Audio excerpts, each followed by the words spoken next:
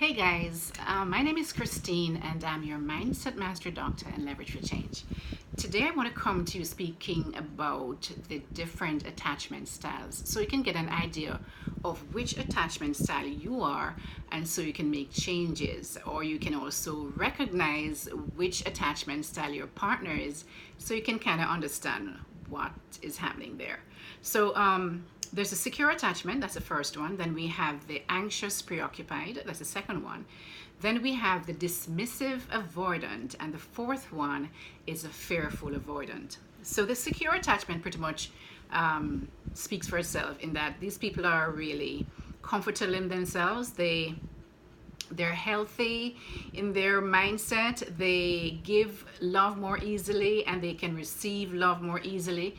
They're attracted to, sorry about that, forget my little light. They're not into a lot of drama and dysfunction. They have high self-esteem, positive outlook on life and relationships and themselves and other people. They're able to bond and connect, but they're not dependent on their partners for validation or feeling good about themselves. They already feel good about themselves by themselves. They don't need others to kind of validate that. Now, the next one is the anxious preoccupied, which is usually some of the signs that you'll see is that they have a very anxious outlook on relationships. They need their partner's constant validation and reassurance to make them feel safe in a relationship. There's a huge fear of abandonment, and so they're always kind of like on a high alert, thinking their partner is going to leave them, and they find it extremely difficult to get over relationships. And also, even when the relationship is not good, they find it difficult to leave. They can't leave. It's just like they need this person even though it is not a good situation.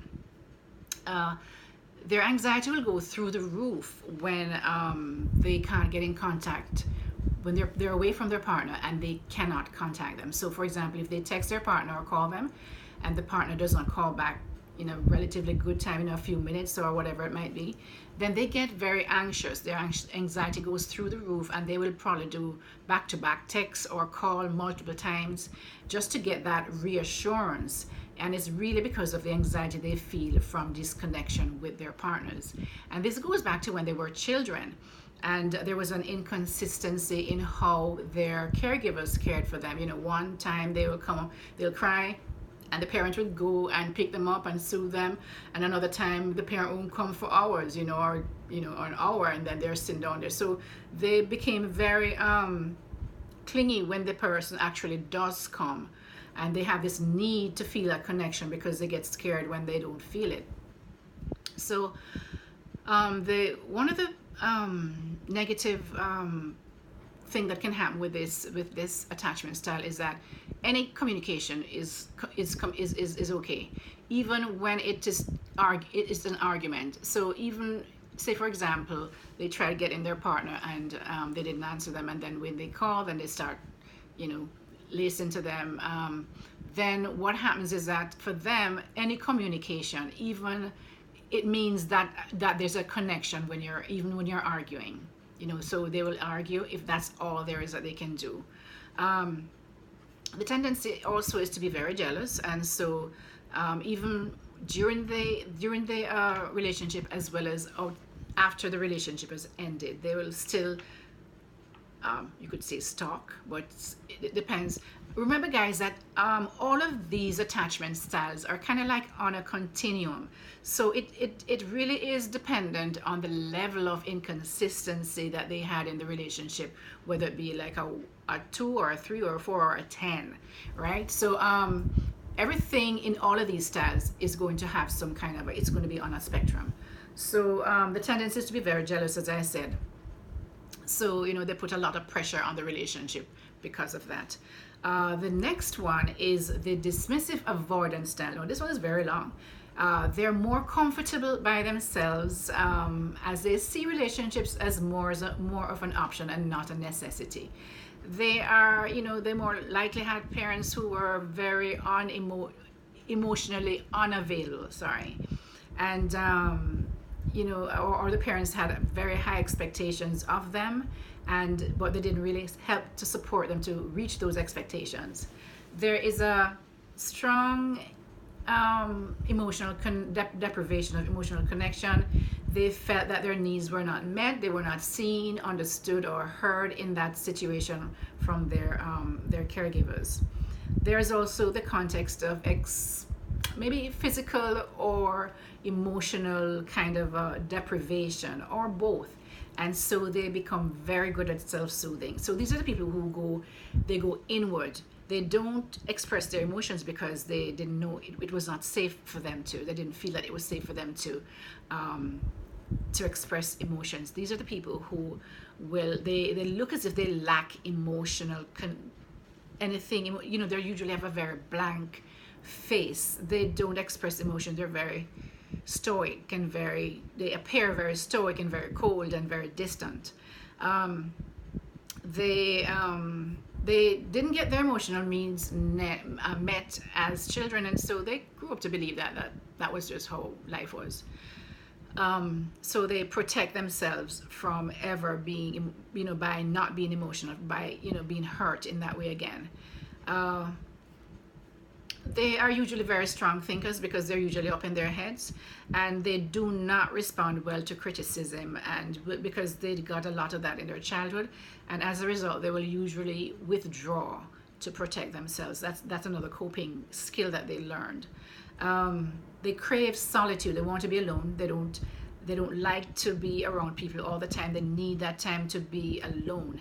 And sometimes they tend to meet their fantasies in their imagination, sometimes from an ex, and or sometimes from a relationship they perceive to be good. And sometimes it's not that it was better than what you're having, but it's a way of distancing themselves from you. They do not like being the center of attention, and they really don't like it when you are all friendly and all very talkative to other people, because they are always very withdrawn.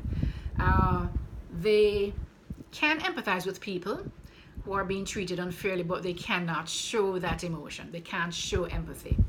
They're also very slow to warm up when you meet them, and they appear to be cold and standoffish. That's the persona that you'll see with this type of attachment. They need to recharge with time alone, and they do not like to be committed to anything and feel smothered in a relationship. That is why a lot of relationship, when you hear them say, for example, it's hot and cold or on and off, these are people who may be in relationship with somebody like that. They find it difficult to express love, or even to say I love you. And they're usually very secretive and usually described as cold, distant, and maybe somebody without a heart, because that's how they come off. Although a lot of it is inside. It's not that they don't have a heart, they just can't express it. They can't show it.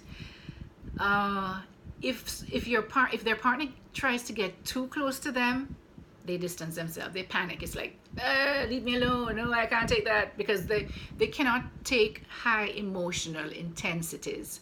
So whether it be a quarrel or a person getting too close to them emotionally, they distance themselves, and they'll find all types of excuses to do this. Sometimes they just physically leave. Sometimes they'll pick an argument so that there is a reason for them not to be there, and or whatever the reason is, but they'll find a way to go off and be by themselves because they cannot take any kind of emotional intensity. The paradox is that they actually want a connection of love and connection, right? But once they get it, and if it becomes too close or too much for them, and as I said, they can't take a lot of high emotional intensity, they will back away. And so you will hear these people, oh, everything was so great, and we were having a great time, and all of a sudden he just disappeared. I didn't hear from him for like 15 days or a month or whatever it is, and then they come back and they get their fill of whatever it is, and they leave again. That's the kind of relationship that this type of person is in. They usually bury themselves in work and say they have a lot of work to do, because that is a way of escape and being by themselves because they can't take to be close. They usually make a lot of money because of this overworking. They're usually workaholics, and they are usually, and but even that does not make them feel good about themselves. Even that, being so successful, making money, does not make them feel good about themselves. Now, the last one is the fearful avoidant, which is a combination of the anxious preoccupied and the dismissive avoidant. So you can imagine the craziness that happens in a relationship with someone like this, because although they can be very needy at times, they want that connection. When you get too close, they say, oh no, I can't take this much connection, because of that part of the dismissive avoidant, right?